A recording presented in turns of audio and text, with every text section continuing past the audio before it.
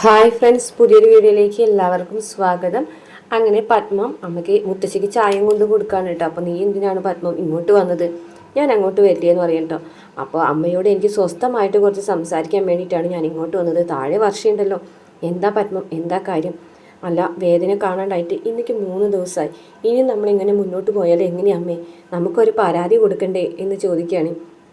അന്നേരം മുത്തശ്ശി പറയുന്നുണ്ട്, പരാതി കൊടുക്കുന്നതിനെ കുറിച്ച് ആലോചിക്കാം. പക്ഷേ 3 ദിവസം കാണാതായിട്ട് ഇപ്പോൾ പരാതി കൊടുത്തിട്ട് നാളെ ശങ്കരൻ്റെ റെപ്യൂട്ടേഷനെ അത് ബാധിക്കില്ലേ ഈ മിസ്സിങ് വാർത്ത? മാത്രമല്ല, ആരാണ് തട്ടിക്കൊണ്ടുപോയത് എന്നുള്ളതിനെക്കുറിച്ചൊന്നും നമുക്ക് യാതൊരു അറിവുമില്ലല്ലോ എന്നൊക്കെ പറയുകയാണ് കേട്ടോ. അപ്പോൾ പത്മം പറയുന്നുണ്ട്, എന്നാലും അവളുടെ ജീവിതം ഇങ്ങനെ ആയിപ്പോയല്ലോ അമ്മേ. അവൾ ഇവിടെ മതിയായിരുന്നല്ലേ, ഇവിടെ ജീവിച്ചാൽ മതിയായിരുന്നല്ലേ എന്നൊക്കെ ചോദിക്കുകയാണ് കേട്ടോ. അവൾ ഇവിടെ നിന്ന് പോകണമെന്ന് അമ്മയും കൂടെയല്ലേ വിചാരിച്ചത് വിക്രമിൻ്റെ അടുത്തേക്ക് എന്നൊക്കെ പറയുകയാണേ.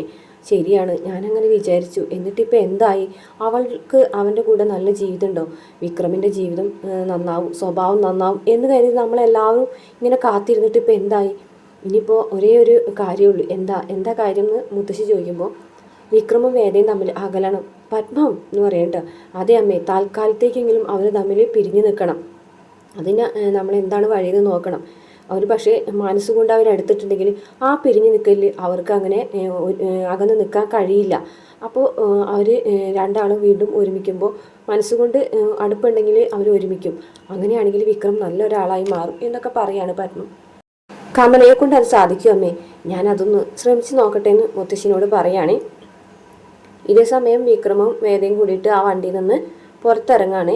അവിടെ ചെന്നിട്ട് മറ്റേ ആ ഒരു വീട്ടിലേക്ക് നടക്കുകയാണ്. അങ്ങനെ നടക്കുന്ന വഴിക്ക് വേദ ചോദിക്കുന്നുണ്ട്, അതെ ഒരു കാര്യം ചോദിക്കട്ടെ, ഇങ്ങനെയൊക്കെ നടന്ന് ഈ പ്രശ്നങ്ങളിലൊക്കെ പെട്ട് ജീവിതം തള്ളി നീക്കാനാണോ തീരുമാനം എന്ന് പറയാണ്. അപ്പോൾ വിക്രം പറഞ്ഞു, വേണ്ട, അത് വേണ്ട, ഒരു കാര്യം ചെയ്യാം. നാളെ തുടങ്ങി ഞാനൊരു PSC ബുക്ക് വാങ്ങിച്ച് അത് പഠിച്ച് പരീക്ഷ എഴുതി ഒരു ജോലിയൊക്കെ വാങ്ങിച്ച് സാധാരണ ഒരാളായി ഒരു കാറും വാങ്ങിച്ച് ആ കാറിൽ അങ്ങോട്ടും ഇങ്ങോട്ടും നടന്ന് രാവിലെ നടക്കാനിറങ്ങി ഉച്ചയ്ക്ക് വീട്ടിലേക്ക് വന്ന് ഒക്കെ ജോലിക്കൊന്നും പോകാതെ കുറച്ചൊക്കെ കറങ്ങി നടന്ന് അതുപോലെ രാത്രിയായി വീണ്ടും പിറ്റേ ദിവസം രാവിലെയായി വീണ്ടും ജോലിക്ക് പോയി അങ്ങനെ ഒരു ജോലിയും വീടും അങ്ങനെയൊക്കെ ആയിട്ട് നടക്കാം. എന്താ എന്ന് ചോദിക്കാണ്ട്, അതോ മതിയോ? അതോ ഇനി വേറെ വല്ല കല്യാണം കഴിച്ച് ആ പെണ്ണിനെ ജോലിക്ക് വിട്ട് ആ പെണ്ണിൻ്റെ ശമ്പളം കൊണ്ട് വീട്ടിൽ സുഖമായിട്ട് ജീവിച്ച് അങ്ങനെ പോയാൽ മതിയോ എന്നൊക്കെ ചോദിക്കുകയാണേ. അന്നേരം വേദ പറയാണ് കേട്ടോ, ഓഹ് ഇതിനോടൊന്നും പറഞ്ഞിട്ട് കാര്യമില്ല.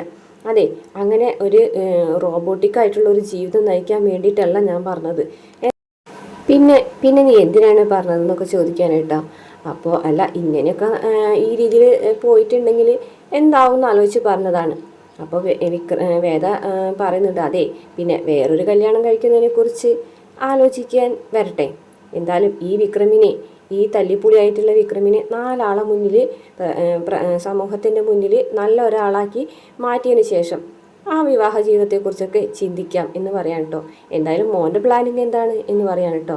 അതെ, എൻ്റെ പ്ലാനിങ് ഇതൊക്കെ തന്നെയാണ്. അതുകൊണ്ടാണ് ഞാൻ നിന്നോട് രക്ഷപ്പെടാൻ പറയുന്നത്. ഇപ്പോഴും വൈകിട്ടില്ല, നിനക്ക് ഒഴിഞ്ഞു പോകാം എന്ന് പറയാൻ കേട്ടോ.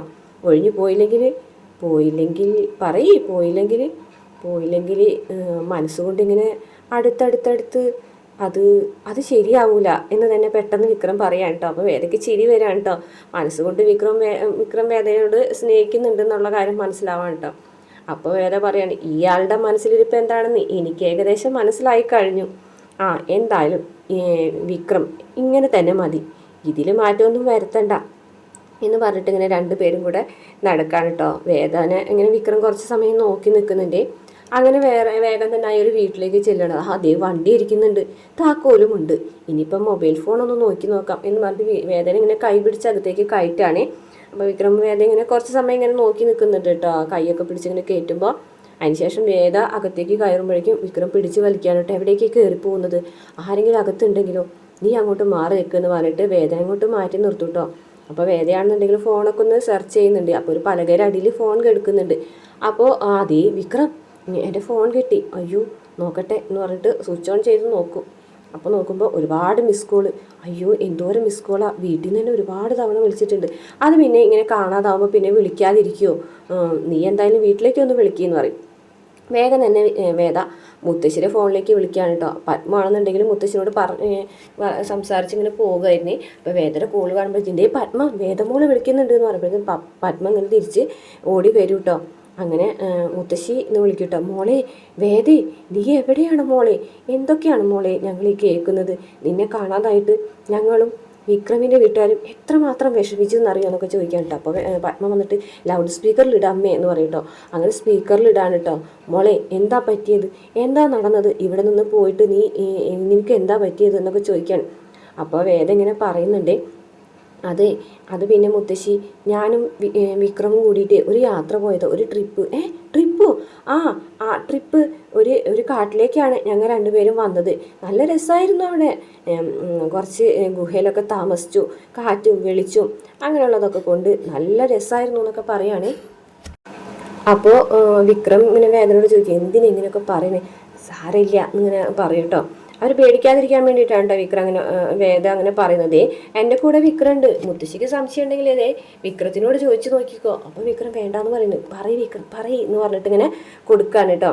അപ്പോൾ മോനെ വിക്രം എന്ന് വിളിക്കുകയാണ് കേട്ടോ. അപ്പോഴേക്കും വേദ ലൗഡിലാണ് ഇട്ടിട്ടിരിക്കുന്നത് ഫോൺ. അപ്പോഴേക്കും പത്മ ഫോൺ മേടിച്ചിട്ട് പറയും, നീ എന്തിനാ മോൾ ഇങ്ങനെയൊക്കെ പറയുന്നത്? എനിക്കൊരു സംശയം. നീ ഇവിടുന്ന് പോയതിന് ശേഷം നേരെ വീട്ടിലേക്ക് ചെന്നിട്ടില്ല. പിന്നെ ആ ജീനരെ ഓട്ടോയിലാണ് നീ പോയതെന്നും ഞങ്ങൾക്കറിയാം. പക്ഷേ നിന്നെ കാണാണ്ടായതിന് ശേഷം ആ ജീന മരണപ്പെടുകയും ചെയ്തു, അങ്ങനെ ഞങ്ങൾ അറിഞ്ഞു. അപ്പോൾ വിക്രം വീട്ടിലുണ്ടായിരുന്നു. ജീന മരിച്ചോടത്തേക്ക് വിക്രം ചെന്നിട്ടുണ്ടായിരുന്നു. അപ്പോൾ പിന്നെ എങ്ങനെയാ ശരിയാവാ നീയും വിക്രവും കൂടിയിട്ട് പോയി എന്ന് പറഞ്ഞത്? അപ്പോൾ വേദയ്ക്ക് മനസ്സിലായിട്ടോ ഇനി കള്ളം പറയാൻ പറ്റില്ല, കള്ളം പറഞ്ഞിട്ട് കാര്യമില്ല എന്നുള്ളത്. അപ്പോൾ വിക്രം പറയും, പറഞ്ഞോ എന്ന് പറയാണ് കേട്ടോ. അവസാനം വേദ പറഞ്ഞു തുടങ്ങാണ് കേട്ടോ. നടന്ന സംഭവങ്ങൾ മുഴുവനും വേദ മുത്തശ്ശിയോടും അതുപോലെ പത്മത്തിനോടും കൂടെ പറയുകയാണ്. ഇതൊക്കെ കേട്ടിട്ട് പത്മൊക്കെ ആകെ ഞെട്ടിത്തരിച്ച് നിൽക്കുകയാണ് കേട്ടോ. അപ്പോൾ വിക്രം ഇങ്ങനെ പറയുന്നുണ്ട്, എന്തിനാ ഇങ്ങനെയൊക്കെ ഇത് മുഴുവൻ പറയണമെന്ന് ചോദിക്കുന്നു. അപ്പോൾ വേദ പറയുന്നുണ്ട്, മുത്തശ്ശി വിക്രമാണ് എന്നെ രക്ഷിച്ചത്, വിക്രം എൻ്റെ കൂടെയുണ്ട്, വിക്രം വന്ന് എന്നെ രക്ഷപ്പെടുത്തിയെന്നൊക്കെ പറയാണ് കേട്ടോ. അപ്പോൾ ശരി, എന്തായാലും ഞാൻ വീട്ടിൽ വന്നിട്ട് വിളിക്കാം, വീട്ടിലേക്കൊന്ന് പോകണമെന്ന് പറയാം. അപ്പോൾ വിക്രം പറയും, ഇതൊന്നും പറയണ്ടായിരുന്നു, വിക്രം എന്നെ രക്ഷപ്പെടുത്തിയെന്ന് ഞാൻ പറഞ്ഞതിൽ എന്താ തെറ്റ് എന്ന് പറയുകയാണെ. എനിക്ക് ആദ്യം തന്നെ ജീനയുടെ അമ്മയുടെ അടുത്തൊന്ന് പോകണം. ഇനിയിപ്പോൾ അവരോടും കൂടെ കാര്യങ്ങളൊക്കെ പറയാനാണോ? അല്ല, മനസ്സുകൊണ്ട് അവരുടെ കൈ പിടിച്ചിട്ട് ഒന്ന് ഒരു ആശ്വാസവാക്യങ്ങൾ പറഞ്ഞൂടെ വിക്രം എന്ന് പറയാൻ കേട്ടോ. എന്നാൽ ശരി വാ എന്ന് പറയും കേട്ടോ. അതിനുശേഷം മുത്തശ്ശിയോട് പത്മ പറയാണ്, കണ്ടില്ലേ ഇപ്പം എന്തായി, അവൻ്റെ കൂടെയുള്ള ജീവിതം അവൾക്ക് ഇങ്ങനെയൊക്കെ ആയി തീർന്നല്ലോ അമ്മേ. ഇതെന്തായാലും നമ്മൾ തീരുമാനിച്ച പോലെ കാര്യങ്ങൾ നടത്തണം, എല്ലാന്നുണ്ടെങ്കിൽ ഇത് പ്രശ്നമാവും. അവൻ ഇങ്ങനെയുള്ള ജീവിതമായി മുന്നോട്ട് പോയിട്ടുണ്ടെങ്കിൽ ശരിയാവൂല എന്ന് പത്മ ഉറച്ച തീരുമാനം എടുക്കുകയാണ്. പിന്നീട് കാണിക്കുന്നത് ശങ്കരനാരായണൻ MLA വാസവൻ്റെ വീട്ടിലേക്ക് വന്നിരിക്കുകയാണ് കേട്ടോ. കൂടെ ഒരു പോലീസുകാരനും വേറൊരാളും ഉണ്ട്. അങ്ങനെ വണ്ടി കുറച്ച് മാറ്റിയിട്ടോ, ഞാനിപ്പോൾ തന്നെ വരാമെന്ന് പറഞ്ഞിട്ട് ഗേറ്റ് കടന്ന് വീട്ടിലേക്ക് കയറി ചെല്ലാണ്. അപ്പോൾ ജഡ്ജിനെ കാണുമ്പോൾ തന്നെ, ആഹാ യുവറോണറോ, ഇങ്ങോട്ട് വായോ, വന്നാലും യുവറോണർ, ഇവിടെ ഇരുന്നാലും എന്നൊക്കെ പറഞ്ഞു കണ്ടിട്ട് അങ്ങനെ പരിഹസിക്കുന്ന പോലെ പറയുന്നുണ്ട് കേട്ടോ. ഈ സാധാരണപ്പെട്ട ഒരു MLAൻ്റെ വീട്ടിലേക്കൊരു ജഡ്ജി അദ്ദേഹം വരാമെന്ന് വെച്ചാൽ വലിയ സംഭവമല്ലേ, അങ്ങ് വന്നതിൻ്റെ ഉദ്ദേശം എന്താണാവോ എന്നൊക്കെ ചോദിക്കുകയാണ് കേട്ടോ. അന്നേരം ശങ്കരനാരായണൻ പറയാണ്, എൻ്റെ മോളെയും മരുമകനെയും കാണാതായിട്ട് ഇന്നേക്ക് 3 ദിവസമായി. അന്നേരം വാസം പറയും, സ്വാഭാവികം, അതൊക്കെ സ്വാഭാവികമായിട്ടുള്ള കാര്യമില്ലേ, അതിനിങ്ങോട്ട് വന്നത് എന്താ, നേരെ പോലീസ് സ്റ്റേഷനിലേക്കല്ലേ പോകേണ്ടത് എന്ന് പറയുകയാണെ. അന്നേരം ശങ്കരനാരായണൻ പറയുന്നുണ്ട്, അങ്ങനെ കാണാതായിട്ടുണ്ടെങ്കിൽ അതിനൊരു കാരണം ഉണ്ടാവും, അതിൻ്റെ കാരണത്തിൻ്റെ പിന്നിൽ താനുണ്ടോ എന്നാണ് എനിക്ക് അറിയേണ്ടത് എന്ന് പറയാണ് കേട്ടോ. അയ്യോ, ഞാനിവിടെ 2 ദിവസമായിട്ട് ഉണ്ടായിരുന്നില്ല, ഞാനങ്ങ് ഒരു ദൂരെയായിരുന്നു, പഞ്ചനക്ഷത്ര ഹോട്ടലിലായിരുന്നു, ഒരു അർജൻറ്റ് മീറ്റിങ്ങിലായിരുന്നു എന്നൊക്കെ പറയാണ് കേട്ടോ. പിന്നെ നിങ്ങളതിന് കാണാതായിട്ടുണ്ടെങ്കിൽ പോലീസ് സ്റ്റേഷനിൽ ചെന്ന് കേസ് കൊടുക്കുക. അപ്പോൾ ഞാൻ എൻ്റെ പേരിൽ സംശയം ഉന്നയിച്ചിട്ടുണ്ടെങ്കിൽ ഞാൻ എവിടെയായിരുന്നു തെളിയിക്കാനായിട്ട് എനിക്കറിയാം എന്ന് പറയാം കേട്ടോ. അപ്പോൾ ശങ്കരനാരായണൻ പറഞ്ഞാണേ, താൻ പറഞ്ഞത് ശരിയാണെങ്കിൽ കുഴപ്പമില്ല, പക്ഷേ ഇതിൻ്റെ പിന്നിൽ തനിക്ക് പങ്കുണ്ട് എന്ന് അറിഞ്ഞിട്ടുണ്ടെങ്കിൽ നിയമത്തിൻ്റെ വഴിയെ ഞാൻ നോക്കും, നിയമപീഠത്തിൻ്റെ ശക്തി എന്താണെന്ന് തന്നെ ഞാൻ കാണിച്ചു തരുമെന്ന് പറഞ്ഞിട്ട് ഭീഷണിപ്പെടുത്തി അവിടെ നിന്ന് പോകുന്നതും കാണിച്ചുകൊണ്ടാണ് കേട്ടോ ഇന്നത്തെ എപ്പിസോഡ് അവസാനിക്കുന്നത്. വീഡിയോ ഇഷ്ടപ്പെട്ട ചാനൽ സബ്സ്ക്രൈബ് ചെയ്ത് സപ്പോർട്ട് ചെയ്യണം കേട്ടോ.